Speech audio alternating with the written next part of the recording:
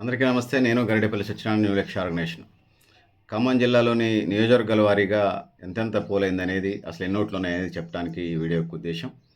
So, Khammam జిల్లాకు సంబంధించి ఆహ్, 5 అసెంబ్లీ కాన్స్టిట్యున్సీలున్నాయి. ఇందులో 2019 ఎన్నికల్లో ఖమ్మంలో 2,93,658 ఓట్లుంటే, అందులో పోలైన ఓట్లు 1,92,392 పోలైనయి. సో, ఇది 65.51% ఉన్నది. సో, ఇది పరిస్థితి. దాని తర్వాత పాలేరు అసెంబ్లీ కాన్స్టిట్యున్సీని తీసుకున్నప్పుడు, ఈ పాలేరు అసెంబ్లీ కాన్స్టిట్యున్సీ మొత్తం 2,16,758 ఓట్లుంటే, ఇక్కడ 1,79,847 ఓట్లు పోలైనయి.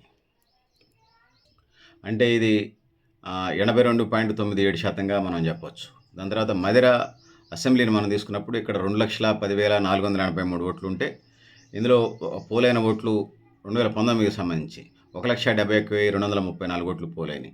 అంటే ఇది 81.35%గా ఉందని తెలియజేస్తున్నాను.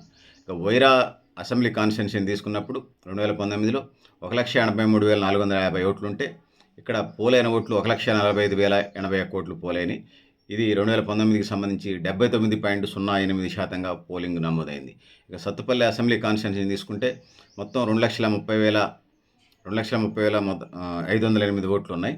ఇందులో పోలైన ఓట్లు 2019లో 1,79,926 ఓట్లు పోలైనయి. సో, ఇది 78.05%గా ఉందని తెలియజేస్తా ఉన్నాను.